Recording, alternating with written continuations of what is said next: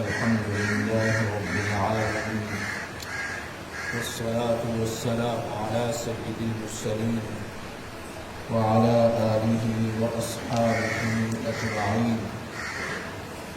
أما بعد،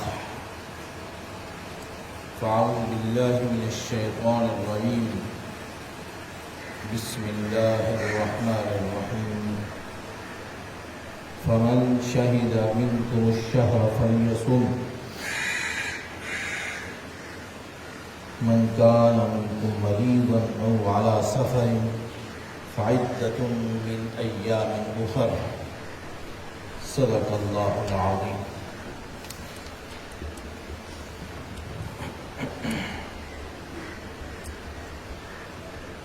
روزہ رکھنے کا ایک مقصد یہ بیان کیا گیا تھا کہ اس سے رضائے الہی حاصل ہو. روزہ رکھنے کا مقصد یہ ہو کہ انسان اللہ کی رضا حاصل کرے اس کے ذریعے سے. ویسے تو تمام جو عبادات ہیں ان کا مقصد ہی یہی ہے کہ اللہ کی رضا حاصل ہو، اور اگر اللہ کی رضا عبادات میں سے نکال دی جائے تو پھر رکن ہی رہ جاتا ہے اور تو کچھ بھی نہیں ہوتا اس میں. یا عبادات دکھاوے کے لیے کی جائیں، دوسرے کو دکھانے کے لیے کی جائیں، تو پھر اس میں یہ ہے کہ دوسرے سے اجر حاصل کر لیا کہ واہ واہ ہو جائے گی، یا وہ مجھے متقی اور پرہیزگار مان لے گا، تو اس سے بدل وصول کر لیا. عبادات کا اگر بدل وصول یہ دیا کہ اس کے سامنے میری واہ واہ ہو جائے گی، تو پھر اس عبادت کا اللہ سے اللہ کی رضا پھر کیسے حاصل ہو. لہذا تمام عبادات ان کا مقصد یہ ہو کہ اس سے اللہ راضی ہو جائے. تو روزے کا مقصد یہ ہو. اللہ تعالیٰ نے ارشاد فرمایا حدیث مبارکہ، حضور نبی کریم صلی اللہ علیہ وسلم نے ارشاد فرمایا، اللہ پاک فرماتے ہیں کہ روزہ میرے لیے ہے اور میں ہی اس کا اجر عطا فرماؤں. ویسے بھی ساری عبادات کا اجر تو اللہ عطا فرماتا ہے، لیکن اس عبادت کا خصوصی طور پر ذکر فرمایا. یہ روزہ میرے لیے ہے، میرے حکم سے رکھتا ہے، میرے کہنے سے رکھتا ہے. صبح سے لے کر شام تک بھوکا اور پیاسا صرف میری رضا کے لیے رہتا ہے کہ میں راضی ہو جاؤں اسے. تو اللہ تعالیٰ نے اس کے بدلے میں یہ ارشاد فرمایا کہ یہ میرے لیے ہے، میرے لیے رکھتا ہے، لہذا اس کا اجر بھی میں خود ادا کروں گا. اسے یہ اتنا بڑا یہ مقصد حاصل ہو جائے تو پھر روزہ صحیح روزہ وہی ہوگا اس میں اللہ کی رضا حاصل ہو جائے. لیکن اگر عادات وہی رہیں، میں نے عرض کیا تھا پچھلے جمعے مبارک میں، حضرت ابو ہریرہ رضی اللہ عنہ روایت فرماتے ہیں، حضور نے ارشاد فرمایا، من لم یدع قول الزور والعمل به فلیس للہ حاجہ. فرمایا جو جھوٹ بھی نہ چھوڑے اور پھر وہی اعمال جو وہ پہلے کرتا ہے پورے سال میں اسی طرح لگا رہا رمضان المبارک میں بھی، تو پھر ارشاد فرمایا فی ان یدع طعامہ وشرابہ. فرمایا اللہ کو پھر صرف بھوکا اور پیاسا رہنا اس کی کوئی ضرورت نہیں. لیس للہ حاجہ، یہ تمہارا بھوکا اور پیاسا رہنا اللہ کو کیا پہنچے گا. اللہ نے اس کی رضا، اللہ نے اس کا بدلہ دینا ہے. یہ رضا، اللہ کی رضا حاصل ہوگی تو اللہ اس کا اجر عطا فرمائے گا. لیکن اگر عادات وہی رہی، جھوٹ بھی چلتا رہا، غیبت بھی چلتی رہی، بد کلامی بھی چلتی رہی، عادات وہی رہی، عادتیں نہ بدلی، تو پھر فرمایا کہ اس بھوکھا اور پیاسا رہنے کا کوئی فائدہ نہیں، کوئی مقصد نہیں۔ لہذا اس میں زیادہ پرہیز کیا جائے۔ فرمایا فمن شہد منکم الشہر فلیصم، فرمایا اگر کسی کوئی رمضان المبارک کو پائے تو پھر روزہ رکھے۔ یہ ایک مقام پہ فرمایا ایاما معدودہ، چند دن ہیں، کوئی لمبا چوڑا تو ہے نہیں، پورے سال کے روزے تھوڑے ہی ہیں، ایک ماہ ہے، ماہ مقدس ہے۔ فرمایا ایاما معدودہ، چند دنوں کے لیے، اور چند دنوں کے لیے ویسے ٹائمنگ کی تبدیلی ہے، کھانے پینے کی ٹائم کی تبدیلی ہو گئی۔ پھر اس سے پہلے جو روزہ تھا وہ تو بہت سخت تھا، وہ ایک شام کو کھولا جاتا، اسی شام کو رکھا جاتا، پھر دوسری شام کو کھولا جاتا تھا، اتنا لمبا روزہ ہوتا تھا۔ تو اللہ تعالیٰ نے کرم فرمایا، بہت سی عبادات میں بہت سی ہمیں نرمی مل گئی۔ پھر پہلی قوموں میں دیکھیں آپ، اتنی سخت چیزیں تھیں کہ بندہ حیران رہ جاتا ہے، جس کو اٹھا نہیں پاتا۔ ایک یہ تھا، ان میں سے ایک مثال کے طور پر ایک یہ تھا کہ اگر گندگی لگ جائے کپڑے کو تو کپڑا پانی سے پاک نہیں ہوتا تھا، اسے کاٹنا پڑتا تھا۔ اس طرح اور بھی بہت سی جو ہے چیزیں تھیں، لیکن اللہ تعالیٰ نے حضور نبی کریم صلی اللہ علیہ وسلم کے وسیلہ مبارکہ سے ہمیں بہت نرمی عطا فرمائی۔ پہلے یہ تھا کہ ایک شام کو کھولا جاتا اور رکھا جاتا، دوسری شام کو جا کر پھر کھولا جاتا۔ اب یہ ہے کہ صبح سے لے کر شام تک۔ ایک حدیث مبارک میں آتا ہے کہ آپ صلی اللہ علیہ وسلم سحری بھی کرنی چاہیے۔ حضور نے سحری کے کھانے کو برکت فرمایا، فرمایا سحری نہ چھوڑو، فرمایا سحری نہ چھوڑو، سحری کیا کرو۔ آپ صلی اللہ علیہ وسلم کھجوروں کے ساتھ بھی سحری فرماتے تھے، صرف کھانا ہی نہیں ہے، کھجور سے بھی آپ سحری فرماتے تھے۔ آپ سحری فرما رہے تھے، اپنے سحری کے کھانے کو آپ نے برکت کا کھانا فرمایا، فرمایا کھانا برکت والا کھانا لے آؤ، سحری برکت والی سحری لے آؤ، سحری کریں۔ سبحان اللہ۔ تو آپ سحری فرماتے، حضرت بلال رضی اللہ تعالیٰ عنہ حاضر ہوئے، یا رسول اللہ ٹائم ختم ہو گیا، اور آپ عرض کر کے واپس چلے گئے۔ آپ نے سحری نہ چھوڑی، آپ سحری فرماتے رہے۔ پھر دوبارہ حاضر خدمت ہوئے، عرض کی یا رسول اللہ سحری کا ٹائم ختم ہو گیا، پھر چلے گئے اور آپ سحری فرماتے رہے۔ پھر آئے، پھر عرض کرنے لگے، یا رسول اللہ کی قسم ہے کہ سحری کا ٹائم ختم ہو گیا ہے۔ اب دیکھیں آگے سے حضور نے کیا جواب دیا۔ انہوں نے ارشاد فرمایا، بلال اگر جلدی نہ کرتے تو طلوع شمس، جب سورج طلوع ہوتا اس وقت تک مجھے سحری کی اجازت مل جاتی۔ کیا باتیں ہیں، ٹھیک ہے۔ دیکھیں یہ ہے خطوط شریعت کے خطوط خط کہتے جاتے تھے، عبادات کی حدیں قائم کی جاتی تھی، عبادات کی یہ حد قائم کی جاتی کہ اس وقت سے لے کر اس وقت تک ہے، اور وہ کہ آپ کے عمل مبارک سے، آپ کا عمل مبارک یہاں تک ہوا، حد یہاں تک ہو گئی، اور آگے تک آپ بڑھتے تو حد جو ہے سحری کی حد آگے بڑھ جاتی۔ کیا بات ہے، سبحان اللہ۔ فرمایا یعنی ایک دفعہ بھی آئے، عرض کی یا رسول اللہ سحری کا ٹائم ختم ہو گیا، دوسری دفعہ پھر آئے، آپ پھر سحری فرما رہے ہیں، اسی دفعہ پھر آئے، پھر آپ سحری فرما رہے ہیں۔ پھر انہوں نے زور دے کر کہا، یا رسول اللہ یہ قسم ہے اللہ کی کہ سحری کا ٹائم ختم ہو گیا۔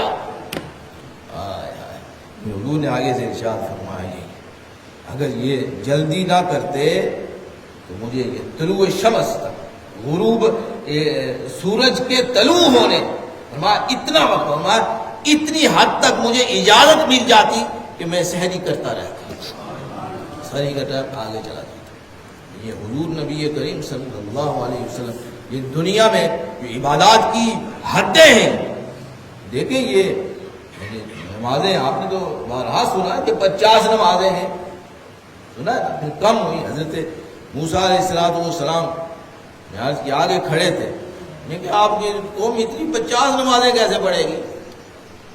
مجھے اپنی قوم کا تجربہ ہے، آپ واپس جائیں کم کرا کے آئیں۔ پھر گئے 5 کم ہو گئے، پھر واپس آئے کتنی 5 کم ہو گئے، 50 میں سے 5۔ نہیں یا رسول اللہ نہیں، یہ آپ کی امت نہیں پڑھ سکے گی۔ دیکھیں اس امت کا کون کون خیال کر رہا؟ حضرت موسیٰ علیہ السلام وہ راستے میں تھے، حضرت موسیٰ علیہ السلام۔ پھر آپ گئے واپس 10 کم ہو، پھر آئے کتنی کم ہو گئی 10 کم ہو۔ اچھا فرمایا نہیں یہ آپ کی امت یہ بھی نہیں پڑھ سکے گی، یہ بھی نہیں پڑھ سکے گی۔ پھر گئے 5 اور کم ہو گئی، پھر گئے 5 اور کم ہو گئی، پھر واپس آئے یا رسول اللہ نہیں یہ بھی نہیں پڑھ سکے گی۔ آہستہ آہستہ کرتے کرتے 5 کی حد رہ گئی، 5 نمازیں باقی رہ گئی۔ کیا باتیں! پھر حضرت موسیٰ علیہ السلام پھر عرض کرنے یا رسول اللہ یہ بھی نہیں پڑھیں گے۔ یہ بات ہے، فرمایا کہ یہ بھی نہیں پڑھیں گے۔ آپ نے فرمایا مجھے شرم آتی ہے اللہ سے جاتے ہوئے، یہ اتنی 50 سے 5 ہو گئی۔ اب اللہ نے یہ ارشاد فرمایا کہ نمازیں 5 ہیں، 5 فرض کی گئی ہیں، لیکن اس کا ثواب اور اجر جو ہے وہ 50 ہی رہے گا۔ اس کا ثواب ہم 50 ہی رکھتے ہیں۔ ٹھیک ہے، 2 کام ہو گئے، رکھتے عددی لحاظ سے رکھتے بھی کم ہو گئے، عددی لحاظ سے رکعات بھی کم ہو گئی، یہ 50 سے 5 نمازیں رہ گئی۔ اور ساتھ جب اجر کی باری آئی اللہ کی طرف سے فرمایا وہ 50 کے 50 کا ثواب ملے گا۔ تو اس طرح اس امت کے لیے اللہ تعالیٰ نے بہت آسانی فرمائی ہے۔ وہ ارشاد فرمائیے یہاں سے بات ایام معدودہ، اللہ پاک فرماتے ہیں یہ چند دن ہے، چند دن ہے۔ اس کے لیے ہم نے تمہیں صرف یہ کہا کہ صبح کھانا ہے اور شام کو کھانا ہے، دن کو نہیں کھانا۔ آپ ٹائم کی تبدیلی ہوئی نا، روزہ یہی اسی چیز کا نام ہے، ٹائم کی تبدیلی کا نام ہے۔ یہ تو نہیں کہا کہ نہیں کھانا، یہ بھی تو فرما سکتے ہیں نہیں کھانا، فلاں چیز کھانی ہے فلاں نہیں کھانی۔ اب ہمارے دسترخوان پہ کیا کچھ نہیں ہوتا افطاری کے وقت، سحری کے وقت، تو یہ نہیں فرمایا فلاں چیز یہ بھی ہے، پہلی تمہیں یہ بھی ہے کہ تمہیں چربی کھانی ہے، تمہیں چربی نہیں کھانی، گوشت سے یہ چیز کھانی ہے یہ چیز نہیں کھانی، یہ بھی اللہ نے ارشاد فرمایا اہل کتاب کے لیے، یہودیوں کے لیے۔ لیکن مسلمانوں کے لیے یہ کوئی قید نہیں لگا کہ یہ چیز کھانی ہے اور یہ نہیں کھانی، اسے فرمایا نہیں، صرف صبح سے لے کر شام تک روک دیا کہ میرے حکم کے مطابق صبح کھانا ہے اور شام کو کھانا ہے۔ پھر بھی ارشاد فرمایا کہ یہ روزہ میرے لیے ہے، یہ صبح سے لے کر شام تک جو ٹائم کی تبدیلی ہے کیونکہ میرے حکم سے ہے، لہذا یہ روزہ میرے لیے ہے، اس کا اجر بھی میں خود عطا کروں۔ جنت میں ایک دروازے کا نام ہی یہ رکھ دیا، اور اس دروازے سے گزرنے والے فقط وہ لوگ ہیں جو روزہ دار ہیں، روزہ رکھا کریں۔ جنت کے ایک دروازے کا نام یہ صرف روزہ دار کے لیے، ریحان کے باب الریحان، فرمایا کہ یہ دروازہ، اس دروازے سے گزرنے والے صرف وہ لوگ ہیں جو روزہ دار ہیں۔ فمن کان منکم مریضا، ٹھیک ہے، فرمایا یہ بات ٹھیک ہے روزے کی ہے، لیکن اس کا مطلب یہ نہیں ہے کہ جو مرض میں مبتلا ہے، مریض ہے، اس کو چھوٹ نہیں ہے، نہیں فرمایا اس کو استثناء ہے۔ فمن کان منکم مریضا، اگر تم میں سے کوئی بیمار ہو، اس میں مختلف صورتیں ہیں، یہ کیا کہ وہ خود بیمار ہے، روزہ نہیں رکھ سکتا، یا روزہ رکھے گا بیمار ہو جائے گا، یا پھر روزہ رکھنے سے اس کی بیماری بڑھ جائے گی. یہ مختلف صورتیں ہیں، مرض کی مختلف صورتیں ہیں. اگر روزہ رکھے گا تو بیمار پڑ جائے گا، ہوتے ہیں طبیعتیں ہوتی ہیں آپ نے.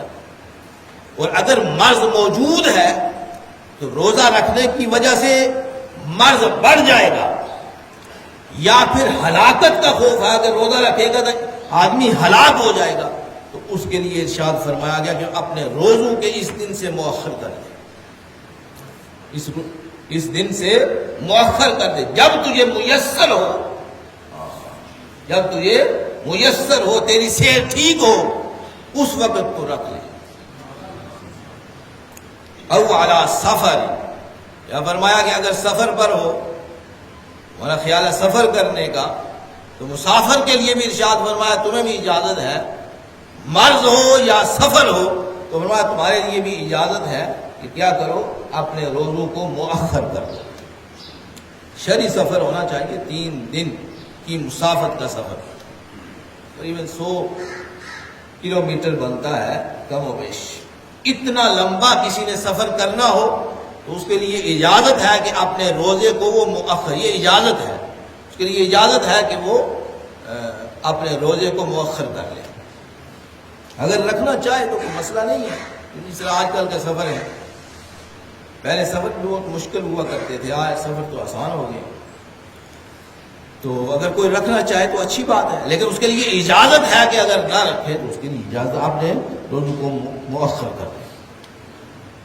وَعَلَى الَّذِينَ يُطِيقُونَهُ، یہ ہے کہ مسافر ہے، بیمار ہے. اور اگر آگے ارشاد فرمایا کہ اگر کوئی شخص ہے اس کو طاقت ہی نہیں روزہ رکھنے کی، دائم المرض ہے، دائم المریض ہے، ہمیشہ کے لیے مرض میں مبتلا ہے،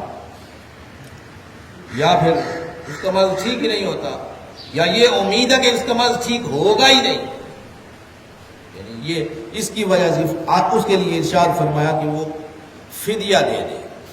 ایک روزے کا فرمایا فدیہ دے دے. ایک روزے کا ایک مسکین کو 2 وقت روٹی، ایک مسکین کو 2 وقت کی روٹی، یہ فدیہ بنتا ہے. فرمایا اگر نہیں روزہ رکھ سکتا بیماری کی وجہ سے تو پھر فرمایا کہ کیا کرے کہ وہ فدیہ دے دے. فدیہ جو ہے وہ یہ کھانا ہے، کھانا دینا. گندم بھی دی جا سکتی ہے، کھجوریں دی جا سکتی ہیں، مکئی دی جا سکتی ہے، جو دی، یعنی کوئی بھی کھانے والی چیز جو ہے، کھانا بنتا ہو تو وہ صبح شام کا ایک روزے کے بدلے میں وہ دے سکتا ہے.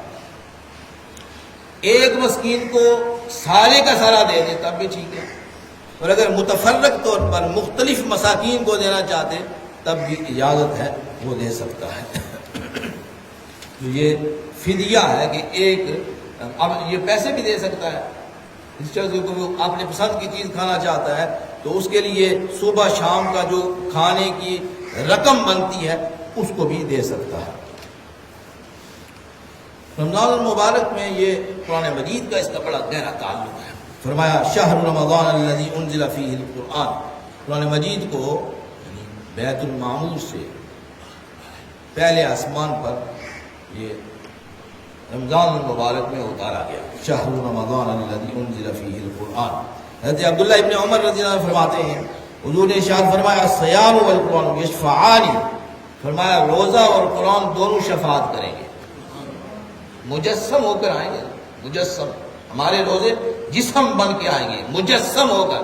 اور جو قرآن کی تلاوت کی ہے وہ بھی مجسم بن کر آئے گا اور کہے گا باری تعالیٰ یہ صبح سے لے کر شام تک بھوکا رہا ہے، اس نے مجھے صبح سے لے کر شام تک بھوکا رکھا ہے، بھوکا رہا ہے، اور رات کے وقت یہ قرآن مجید کی تلاوت کرتا رہا، قیام اللیل کرتا رہا، ہماری شفاعت کو قبول فرما. روزہ بھی شفاعت کرے گا بندے کا اور قرآن مجید بھی شفاعت. حضرت عبداللہ ابن عباس رضی اللہ عنہ فرماتے ہیں وَكَانَ يَلْقَاهُ جِبْرِيلُ فِي كُلِّ لَيْلَةٍ مِّن رَمَضَانَ فَيُدَارِسُهُ الْقُرْآنَ. فرمایا جبریل امین رمضان المبارک کی راتوں کو حضور کی خدمت میں حاضر ہوتے اور آپ صلی اللہ علیہ وسلم سے انہیں قرآن مجید کا دور فرماتے تھے، قرآن مجید کا دور فرماتے تھے. پھر آپ صلی اللہ علیہ وسلم اس رمضان المبارک میں ویسے بھی آپ کی عادت مبارکہ اور صفت مبارکہ سخاوت کی تھی، بہت سخی تھے. صحابہ اکرام آپ کی سخاوت کو بیان فرماتے ہیں، سخاوت کو بیان فرماتے ہیں. حضرت عبداللہ ابن عباس رضی اللہ عنہ فرماتے ہیں کان اجود ما یکون فی شہر رمضان. فرمایا ویسے بھی حضور سخی تھے، آپ کی صفت مبارک سخاوت تھی، آپ کی طبیعت مبارک کے اندر سخاوت تھی، آپ سخی تھے، سخاوت فرماتے تھے، لیکن اس ماہ مقدس میں بہت زیادہ سخاوت فرماتے تھے. حضرت انس رضی اللہ عنہ فرماتے ہیں آپ سے جس چیز کے بارے میں جس چیز کا بھی سوال کیا جاتا آپ کو عطا فرماتے تھے، نہ نہیں فرماتے تھے. آپ نے فرمایا ایک شخص نے دو پہاڑوں کے درمیان بکریاں، نے کہا اس پہاڑ یہ پہاڑ ان دو کے درمیان جتنی بکریاں آتی ہیں وہ مجھے چاہیے. آپ نے فرمایا جا لے اس کو دے. دو پہاڑوں کو پتہ کتنا پہاڑ ہوگا، ایک پہاڑ ادھر ہے، فرمایا اس نے عرض کی کہ اس دو پہاڑوں کے درمیان جتنی بکریاں آتی ہیں کوئی ہے دنیا کا کوئی سخی؟ فرمایا کہ اس کے درمیان، وہاں اس وقت مال یہی ہوتے تھے، اونٹ ہوتے تھے، بکریاں ہوتی تھی. فرمایا ان دو پہاڑوں کے درمیان جتنی بکریاں آتی اس کا سوال ہے. حضور نے ارشاد فرمایا ٹھیک. اس نے جا کر اپنی قوم میں حضور نے ارشاد فرمایا ٹھیک ہے. اس نے اپنے قوم میں جا کر اسلام لے آؤ. اس نے جا کر وہ صحابی جو تھے وہ اپنی قوم میں جا کر کہتا ہے اسلم فإنہ نہ ہوا. فرمایا یہ حضور عطا فرماتے ہیں ما یخاف الفقر. انہیں یہ فکر نہیں ہوتی کہ فقر بھی محتاجی بھی آئے، یعنی اتنا کچھ عطا فرماتے ہیں، اتنا کچھ عطا فرماتے دیتے ہیں کہ انہیں یہ فکر نہیں رہتی کہ پیچھے کوئی چیز بچے گی یا نہیں. اتنے سخی تھے آپ کی صفت مبارکہ ہے. حضرت جبیر بن مطعم رضی اللہ عنہ فرماتے ہیں حنین سے واپسی پر دیہاتی لوگ چمٹ گئے آپ سے، ہمیں دو ہمیں دو ہمیں دو، اس نے چمٹ گیا آپ سے. انہوں نے فرمایا لو کان لی عدد، انہوں نے ارشاد فرمایا کہ اگر میرے پاس ہوتا قسمتہ بینکم، جو کچھ ہوتا اور جتنا ہوتا سارے کا سارا تم میں تقسیم کر دیتا. قسمتہ، جو کچھ میرے مجھے آتی ہے نا یہ دو ہمیں دو ہمیں دو ہمیں دو، چمٹ گئے. حضور نے ارشاد فرمایا کہ اگر فرمایا یہ ٹہنیے درخت عذاب، فرمایا یہ ٹہنیے اور اس طرح ٹہنیے پتے ہیں درخت ہیں، فرمایا اتنا مال ہوتا میرے قسمتہ بینکم، فرمایا سارے کے سارا میں تم میں تقسیم کر دیتا. ثم لا تجدونی بخیلا، مجھے کوئی شخص یہ اس صفت سے متصف نہ کر پاتا کہ میں بخیل ہوں. فرمایا میں جو کچھ ہوتا تمہیں ہے نہیں، یہ کیا کروں. فرمایا جو کچھ ہوتا مال جہاں سے جتنا بھی ہوتا میں سارے کے سارا تم میں کیا کرتا تقسیم کر دیتا. جابر رضی اللہ عنہ فرماتے ہیں حضور نے ارشاد فرمایا آپ صلی اللہ علیہ وسلم ما سئل رسول اللہ صلی اللہ علیہ وسلم شیئا، فرمایا حضور سے جس چیز کے بارے میں سوال کیا گیا فقال اللہ، آپ نے کبھی یہ نہیں فرمایا لا نہیں ہے، آپ نے کبھی یہ نہیں فرمایا کہ لا نہیں ہے، آپ عطا فرما دیتے. اور بعض دفعہ آپ یہ کسی سے لے کر عطا فرما دیتے اور آپ مقروض ہو جاتے ہیں، پھر بعد میں آتا مال پھر آپ ان کو ان کا قرض ادا فرماتے. حضرت انس رضی اللہ عنہ فرماتے ہیں حضور نے ارشاد فرمایا افضل الصدقہ صدقۃ فی رمضان، فرمایا افضل صدقہ یہ ہے کہ رمضان مبارک میں صدقہ کیا جائے. ایسے بھی اچھی بات ہے، زکوٰۃ جو ہے رمضان مبارک میں ادا کرنی چاہیے، اس میں زیادہ ثواب ملتا ہے. اور پھر جو غرباء اور مساکین لوگ ہیں جو ان کے پاس کوئی چیز نہیں ہوتی ان کا بھی بھلا ہو جاتا ہے. لہٰذا اس میں دوسری بات یہ ہے کہ میں پہلے بھی عرض کیا تھا صدقے کا مطلب یہ نہیں ہے کہ آدمی کے پاس بہت سارا زیادہ ہے تو پھر ہی دے گا، تھوڑا سا صدقہ نہیں ہوتا. صدقہ ہو جاتا ہے کہ ایک کھجور بھی دے دے خلوص نیچے سے، وہ بھی صدقہ ہے. جس کے بعد غریب کے نیچے غریب ہے، بات یاد رکھیں. کوئی آدمی کہتا میں غریب ہوں میرے نیچے غریب نہیں ہے، نہیں، یہ بات نہیں ہے. اگر میں غریب ہوں تو میرے نیچے بھی غریب ہے. اگر وہ غریب ہے اس کے نیچے بھی غریب ہے، اور وہ ہے تو اس کے نیچے بھی غریب ہے. لہذا یہ کبھی نہیں خیال کرنا چاہیے کہ میں غریب ہوں، مجھ سے زیادہ کوئی غریب نہیں ہوگا. لہذا اپنی غربت کو دیکھ کر اور دوسرے کی غربت کو دیکھ کر روکنا نہیں چاہیے. صدقہ جو کچھ بھی ہو اس کو بھی دے دینا چاہیے. اور ہر امیر کے اوپر امیر ہے، اس امیر کے اوپر بھی امیر ہے. لہذا امیر کو بھی چاہیے کہ وہ صدقہ اور خیرات کرے، اپنا ہاتھ بنائے. اللہ تعالیٰ کی بارگاہ مقدس میں ایک کھجور کا دانہ اگر کوئی دے دے، صحابہ کرام ایک کھجور بھی دے دیا کرتے تھے، اور پھر اس میں اللہ تعالیٰ اس کو پاس رکھ لیتے ہیں، اس کو پالتے رہتے ہیں. جس سے بچڑا پالا جاتا ہے، حدیث مبارک بچڑا پالا جاتا ہے اور اتنا بڑا ہو جاتا ہے، جب آدمی مرتا ہے تو اللہ پاک اس کو عطا فرما دیتے ہیں. سبحان اللہ. اللہ تعالیٰ عمل کرنے کی توفیق عطا فرمائے. ویسے بھی رمضان المبارک میں جو رزق ہے، انسان کا رزق بڑھ جاتا ہے. لہذا انسان کے پاس جو کچھ بھی ہو صدقہ، یہ ہمیں صدقہ جو اللہ کی راہ میں دیتے ہیں کسی غریب کو، مسکین کو، یہ نہیں کہنا چاہیے کہ یہ بہت کم ہے. جو کچھ بھی ہو، جتنا بھی ہو، خاموشی کے ساتھ اسے دے دیں. اس کی عزت نفس بھی مجروح نہ کرے. یہ دکھاتے پھرے میں نے بڑا مال خرچ کیا ہے، تجھ پر مال خرچ کیا ہے. ایک آیات مبارکہ آتی ہے، من فرمایا کہ یہ تم اپنے احسان جتلا کے اپنے صدقے ختم کر دیتے ہو.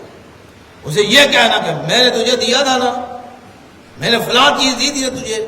یعنی اس طرح کر کے صدقہ جو ہے وہ باطل ہو جاتا ہے. کیا صدقہ رہتا ہے. اللہ تعالیٰ عمل کرنے کی